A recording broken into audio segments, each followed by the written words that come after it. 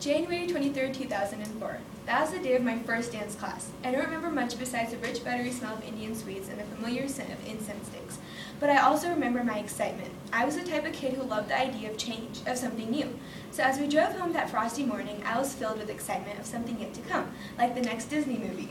I could barely wait to get home and start practicing the first step I had learned.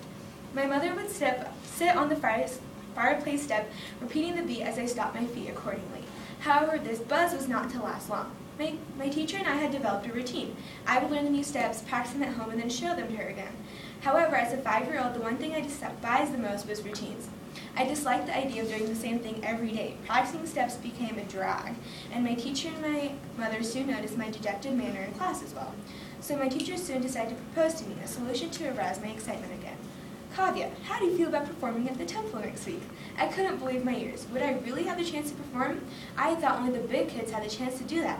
I happily agreed. Things started to look up as we left behind the routine and started to learn my first ever dance. I loved the idea of preparing to achieve a certain something.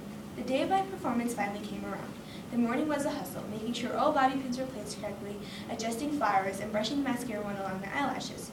I finally made it to the temple and performed my dance. I stomped my feet to the music, looked at my eyebrows, widened my eyes, changed my hand movements to resemble different things, spun around, and when all was done, the ringing sound of applause in my ears was a sound I would never forget. The thud of hands and the collision of many, many people made me proud.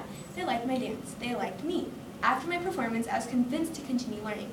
It was a sweet and short victory that continued in a cycle for the next few years.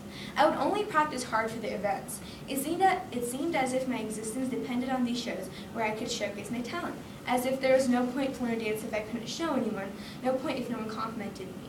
So after almost 6 years of learning, it was finally time to start preparing for my Arangatan, which is a dance graduation.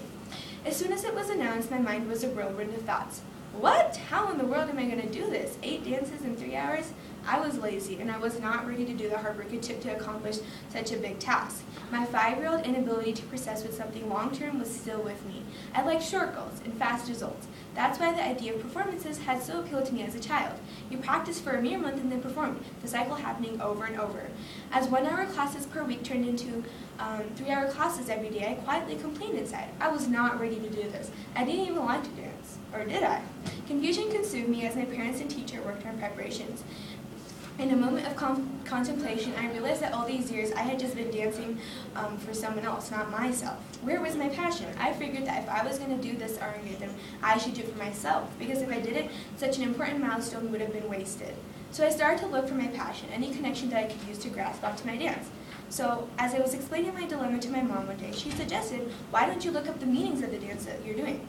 So in Kuchipudi dance, everything has a meaning with the Hindu god narrating their story. So as I researched, I was able to connect more with my dances. Each expression wasn't just a facade anymore. As soon as I realized my passion, it was time to learn persistence, to keep up with the long-term goal and not just a short-term goal. Because in the end, as soon as I would realize, the reward at the end was worth it. My dread soon turned into anticipation for the next class each day. I slowly developed stamina and perfection in each dance. The final day was truly a blur, and I learned that the only way one can reach a long-term goal is with perseverance and passion with their aims. I utilize these values to be successful in everyday life even now. For example, in school, as soon-to-be juniors in the IB diploma program, I've made sure that I'm truly committed and passionate about the program and that I need to do something for myself and not for other people.